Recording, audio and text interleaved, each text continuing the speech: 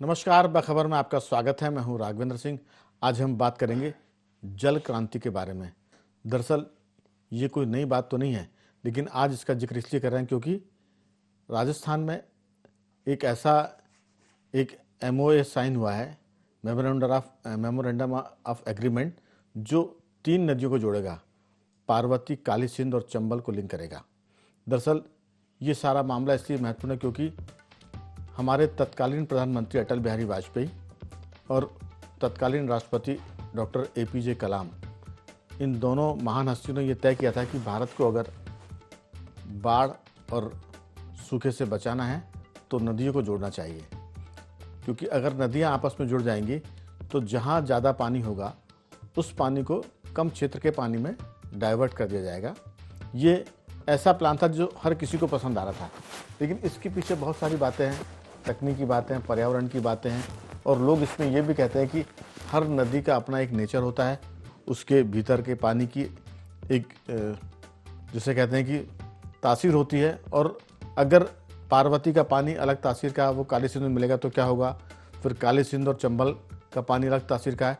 जब ये आपस में मिक्स होंगे तो वहाँ के जो जीव जंतु हैं, जलीय जंतु हैं, उनको नुकसान होगा, और इससे एक बड़ा, जिसे लाभ की हम बात करें, लेकिन एक नुकसान भी बड़ा हो सकता है। तो ये बहुत सारी बातें, लेकिन इन तमाम कयासों के बीच नदी जोड़ो अभियान जारी है,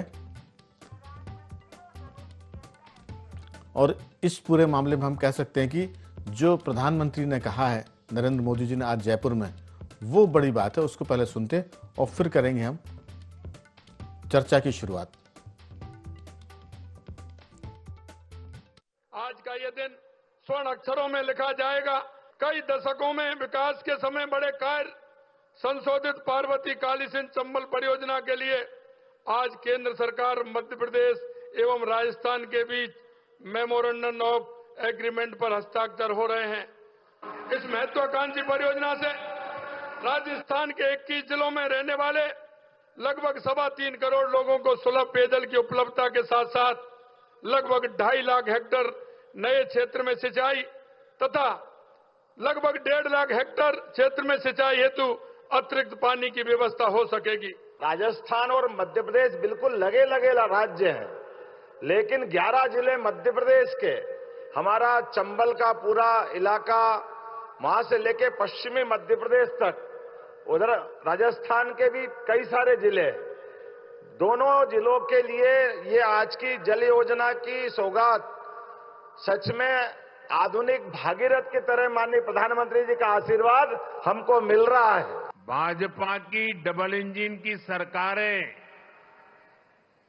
सुशासन का प्रतीक बन रही है।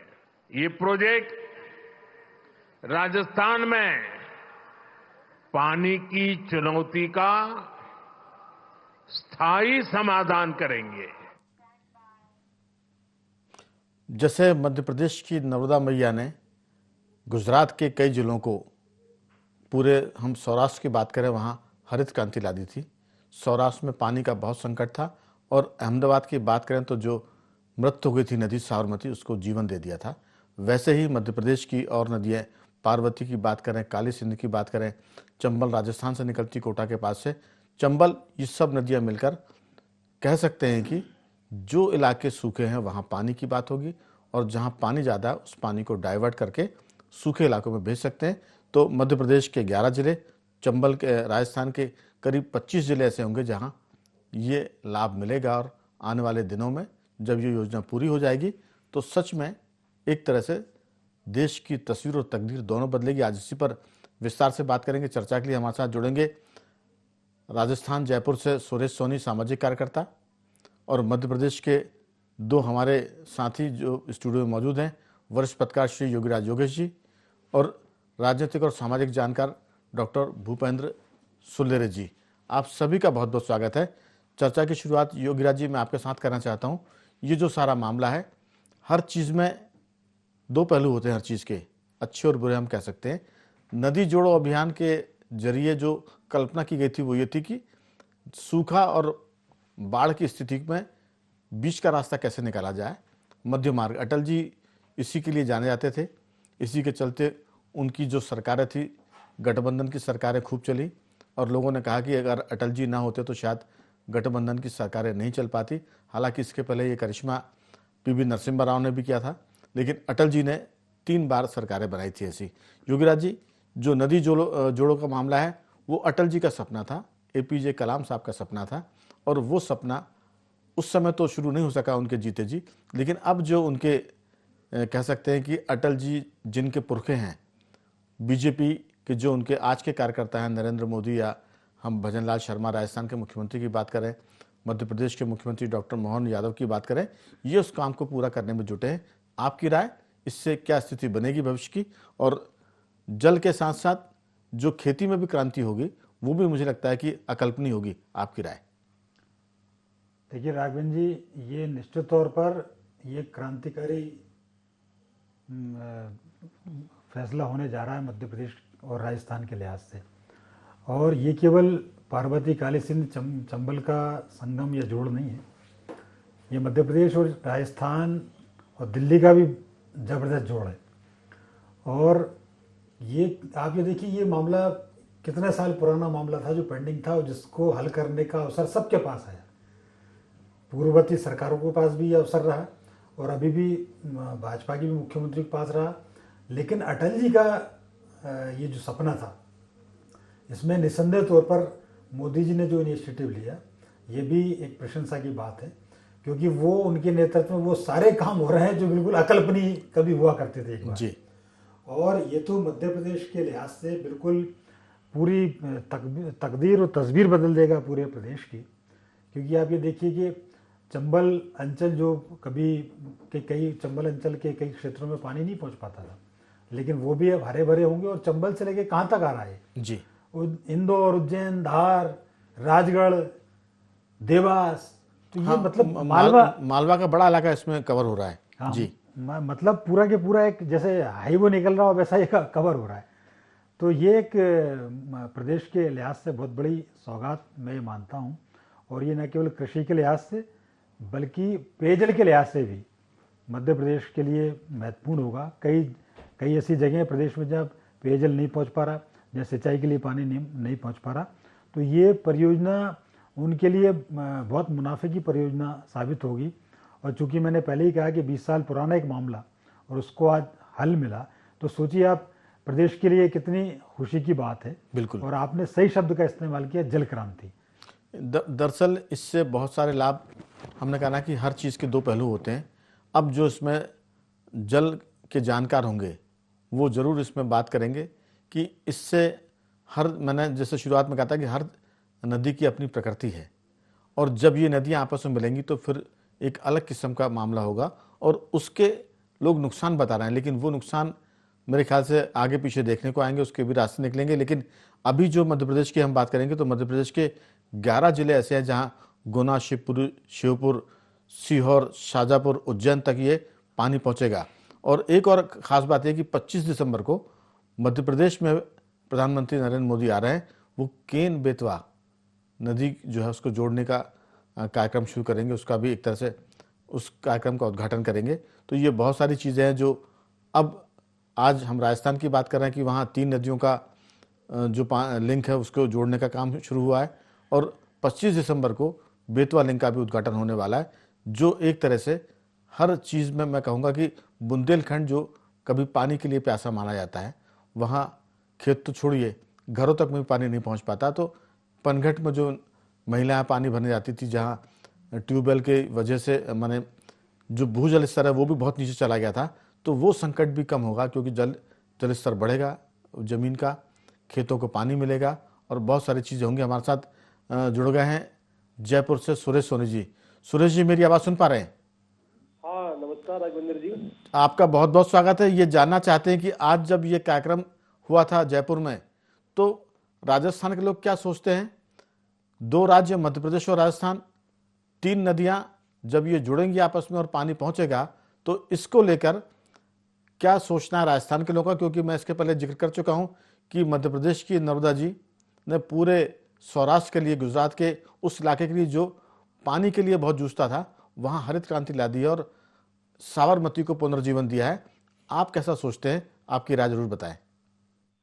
देखिए राघवेंद्र जी, मैं लगभग 20 वर्षों से जल के क्षेत्र में, नदी क्षेत्र में काम कर रहा हूँ। और राजस्थान की बात करें तो मैं कहूँगा कि ये राजस्थान के लिए जल नहीं आ रहा है, अमृत आ रहा है। क्योंकि राजस्थान के अंदर अधिकतर ऐसे भूभाग है जहाँ पे लोगों के न सिंचाई की व्यवस्था जल से और न पीने की पेयजल की व्यवस्था हो पाती है। भूगर्भ का जल जो है वो बहुत नीचे जा चुका है। कई कई जिलों में तो 1000 फीट से अधिक नीचे की गहराई तक जल जा चुका है। तो ऐसे क्षेत्र में बोरिंग भी सफल नहीं हो पाते। तो लोगों के सामने आप समझ सकते हैं किस तरह के हालात उत्पन्न हो गए। और ये तो तब है कि जो ढूंढाड़ का, ईस्टर्न का, आज जो ERCP का उद्घाटन हुआ है, शिलान्यास हुआ है, इसके अंदर ये बहुत बहुप्रतीक्षित योजना थी और इसके लिए बड़ा लंबा संघर्ष हुआ है। एक प्लान पहला 7 साल पहले बना था और उससे पहले 15 साल पहले जब वसुंधरा जी की सरकार थी तो काली सिंध का और ये चंबल का जो प्रोजेक्ट है इसको लाने की बात थी। लेकिन क्योंकि सरकारें विमुख थी, उस समय सरकारें बदल गई थी, तो ये जो डंप हो गया था। ऐसे ही हरियाणा से यमुना का जल लाने की जो हमने योजना बनाई थी, मांग रखी थी, सरकार ने उसको माना था। तो यमुना का पानी रामगढ़ बांध में और इस तरह तक पहुंचने की बात थी। लेकिन सरकारें बदलने के साथ ही केंद्र में सरकार बदल गई, हरियाणा में दूसरी सरकार आ गई, राजस्थान में दूसरी विचारधारा की पॉलिटिकल गवर्नमेंट आ गई। तो इन सब के चलते हुए कहीं न कहीं ये जो योजनाएं थी ये खटाई में चली गई। और आप ताज्जुब करेंगे कि DPR बनने के बावजूद ये इस पे काम नहीं हो पाया। लेकिन अब चूंकि संयोग ऐसा बना है कि केंद्र में भी वही सरकार है जो राजस्थान में, और मध्य प्रदेश में वही सरकार है जो दिल्ली में, तो इन तीनों के बीच में आज इस तालमेल से जनता को जो लाभ हुआ है वो तो वही है। राजस्थान के विशेष तौर पे आप देखिए कि ये जो PKC है, पार्वती, काली सिंध और चंबल, इनका जो गठजोड़ आएगा उससे मैं समझता हूँ कि राजस्थान के तो पूरे जिले जितने भी हैं वो प्रभावित होंगे ही होंगे, जल के क्षेत्र में, सिंचाई के क्षेत्र में, पेयजल के क्षेत्र में। साथ ही मध्य प्रदेश का जो झालावाड़ से लगता हुआ क्षेत्र मालवा का है, आगर है, मालवा है, सीहोर है, इस पूरे बेल्ट में मैं घूम घूम के देख करके आता था कि केवल एक बड़ी जो खेती होती थी वो प्रभावित हो रही थी बहुत लंबे तौर पे, और उसको जल का जो अभाव था उसके कारण जो सोयाबीन है उसके अलावा कोई बड़ी खेती हो नहीं रही थी वहाँ पे। लेकिन अब नदियों का जो गठजोड़ आएगा और ये जो चंबल है, काली सिंध है, ये राजस्थान के कुछ जिलों में से निकलती है, MP में गिरती है, MP से निकलती है, राजस्थान में गिरती है। तो ये सीमांतक क्षेत्र के अंदर ये जो किसानों की समस्या है ये खत्म होगी, और साथ ही जो पेयजल है उसके क्षेत्र में क्रांति आने वाली है। बिल्कुल और आप सुरेश देखिए जी, कि अभी पूरी राजस्थान के अंदर 2 बड़े डैम थे। जी एक बिसलपुर है जो बनास नदी है उसके ऊपर डैम बना हुआ है, बनास है, डाई है और खारी है, तीनों नदियों के ऊपर मिलाकर के। बिल्कुल मैं लौटूंगा। सूरज जी आप बने रहिए हमारे साथ। दरअसल हम ये भी जानना चाहेंगे आपसे कि ये जो सारा मामला है, अगर ये आज से कुछ साल पहले, 10 साल पहले और पहले शुरू होता, तो फिर आज जिस योजना का शिलान्यास हुआ है, 10 साल पहले इसका शिलान्यास होता तो आज ये पूर्णता की तरफ जा रही होती, और इससे हम जो कल्पना कर रहे हैं अगले 10 साल की, वो शायद अभी लाभ मिलना शुरू हो जाता। तो राजस्थान के 21 जिले अब उस पानी से जो वंचित थे वो 10 साल बाद ही सही, लेकिन उनको पानी मिलना शुरू होगा, और वहाँ की ज़िंदगी में हरियाली भी आएगी, और वहाँ का जो लोक रंग है वो भी रंगीन हो जाएगा। मैं लौटूंगा आपके पास। सूरज जी बने रही टेलीफोन लाइन पर हमारे साथ स्टूडियो में मौजूद हैं डॉक्टर भूपेंद्र जी। भूपेंद्र जी, ये कोई नई बात नहीं थी, लेकिन जिसे कहते हैं ना कि अगर जिजीविषा है आप में, दृढ़ इच्छा शक्ति है, राजनीतिक, प्रशासनिक और सामाजिक, तो फिर कई बार बहुत सी ऐसी बातें होती जो लगता है कि बहुत ही असंभव है, असंभव भी संभव हो जाता है। तो नदियों का इस तरह से जोड़कर आगे बढ़ाना या उस पर काम करना, ये असंभव को संभव करने का एक ऐसा कदम है जो देश में हम सब की स्थिति को बेहतर बनाएगा। आपकी राय? निश्चित रूप से देखिए, अटल जी की 2 योजनाएं बहुत व्यापक थी। एक नदी जोड़ने वाली, एक सड़क की योजना थी उनकी, जो चतुष्कणी उनकी जो सड़क योजना थी जी। दोनों बड़ी महत्वपूर्ण योजनाएं थी। लेकिन सौभाग्य से उस पे तो सड़क योजना, एक और था उनका प्रधानमंत्री ग्रामीण सड़क योजना। हाँ, एक जो आप बता रहे हैं वो चतुर्भुज योजना जी, वो तो नेशनल हाईवे था। हाँ। लेकिन गांव की पगडंडियां तक सीमेंटेड हो गई हैं।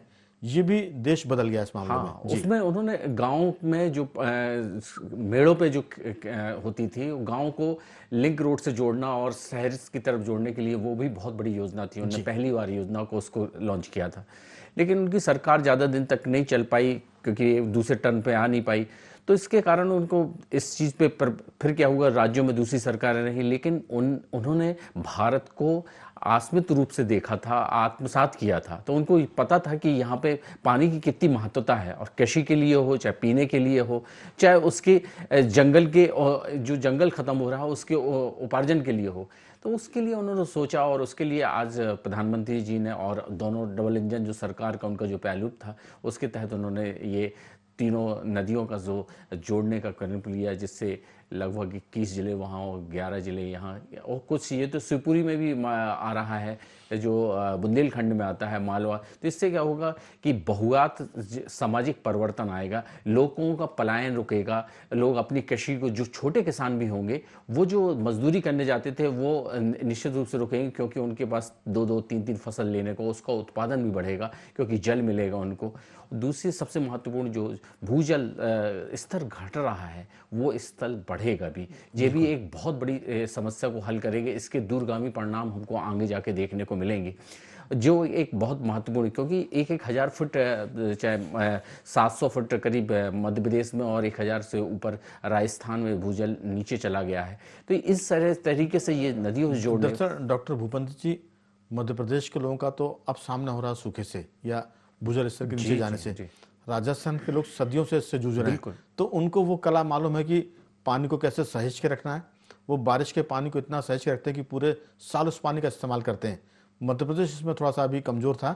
हमें लगता है कि उसकी जो कमजोरी बढ़ती, उसके पहले ये नदियाँ जुड़ेंगी तो हमें लगता है कि वो जो संकट आने वाला था वो रुक जाएगा।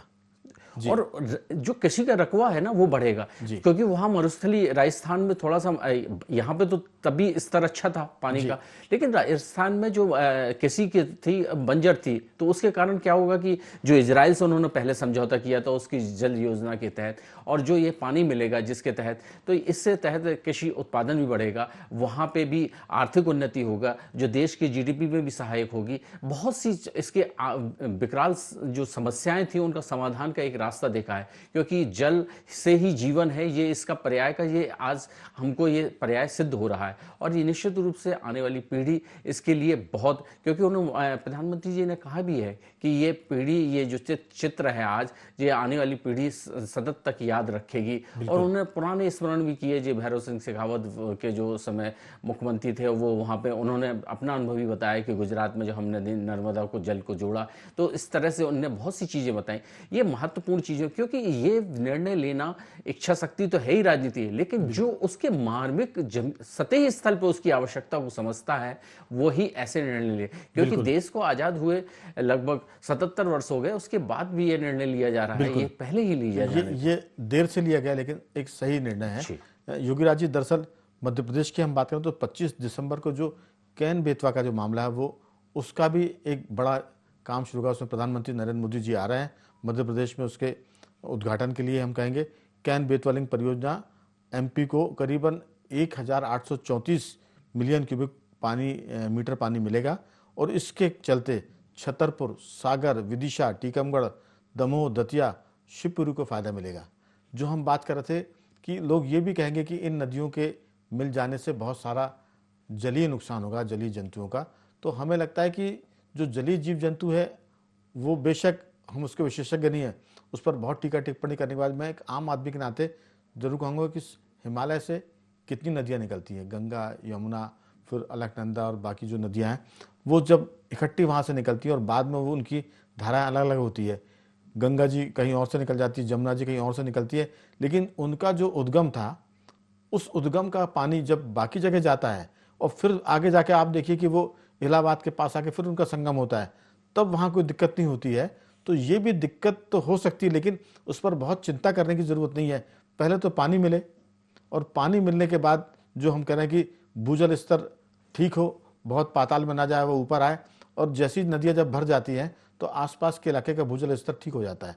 अगर कहीं भूजल स्तर नीचे होता है तो लोग तालाब खोद देते ताकि बारिश का पानी उसमें भरता है, तो फिर आसपास की स्थितियाँ वहाँ बेहतर हो जाती है, ट्यूबवेल चार्ज हो जाते हैं, कुएँ चार्ज हो जाते हैं।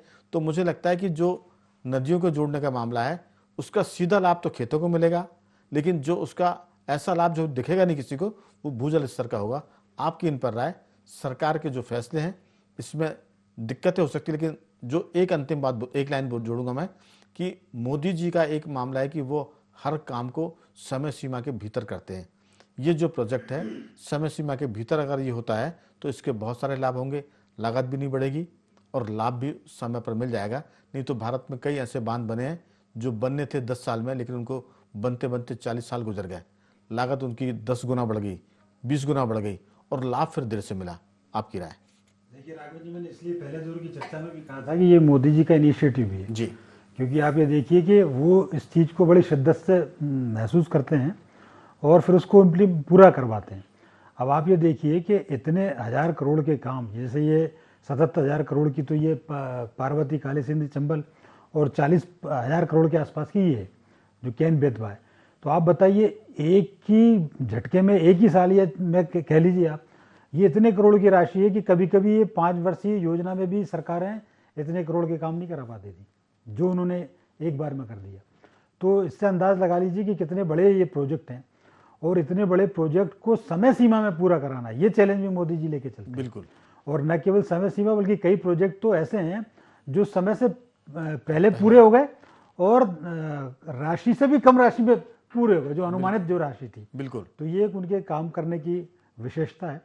लेकिन आप ये देखिए इन परियोजनाओं को लेकर लोगों में कितना ज़बरदस्त उत्साह है। आज जब मोदी जी राजस्थान गए तो आमतौर पर कलश यात्रा हमारे यहाँ तब दिखती है जब कोई भागवत कथा की शुरुआत हो रही हो या धार्मिक आयोजन। यहाँ देखो महिलाएं कतारों से सिर पर कलश लेकर चल रही थी। देखिए उनके लिए तो एक नया जीवन मिलेगा। जहाँ सूखा है, जहाँ रेगिस्तान है, वहाँ जब इनका पानी पहुँचेगा तो जीवन बदल जाएगा। तो उसके लिए जो उत्साह है वो तो आज दिख रहा है, लेकिन जब ये समय सीमा के भीतर पूरा होगा तो फिर तो हमने कहा ना कि उनके लिए स्वर्ग जैसा आनंद मिलेगा।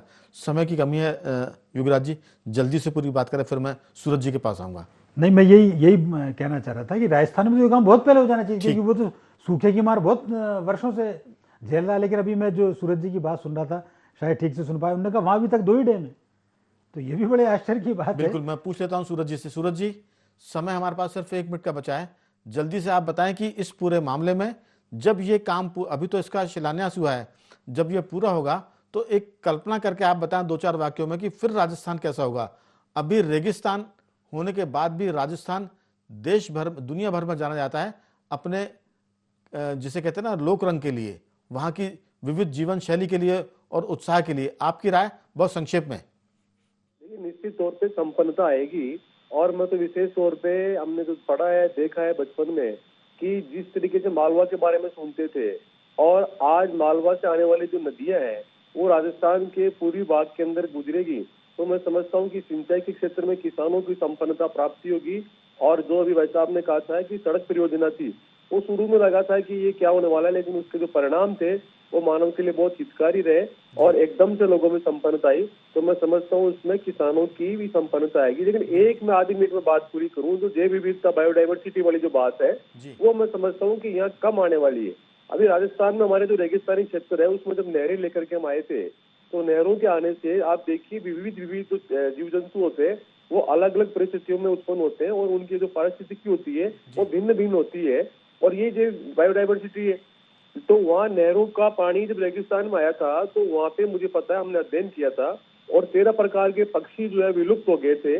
लेकिन मैं उम्मीद करता हूँ कि यहाँ पे मध्य प्रदेश का और राजस्थान का जो पूर्वी क्षेत्र है वो उसमें इतनी विषमता नहीं है। वहाँ की जो बायोडाइवर्सिटी है वो चेंजेज होने की मुझे चांसेस कम लगते हैं और उम्मीद करता हूँ कि भगवान बेजुबानों की रक्षा करेंगे, सुरक्षा करेंगे। और सबसे बड़ी जो बात है वो समय सीमा पे अगर काम हो जाता है तो मैं समझता हूँ कि वो काम की जो है वो प्रभावी इतना शानदार रहेगा कि किसानों जी समय पर अगर आदमी को इलाज मिल जाए, खाना मिल जाए, तो उसकी तो उपयोगिता और उसका महत्व अलग होता है। लेकिन हम कह सकते हैं कि फिर से रंगीलो राजस्थान होगा इस योजना के परियोजना के पूरा होने पर। अभी तो इसकी शुरुआत है। डॉक्टर भूपेंद्र, आपकी 2-4 वाक्यों की छोटी सी टिप्पणी। बिल्कुल सही कहा।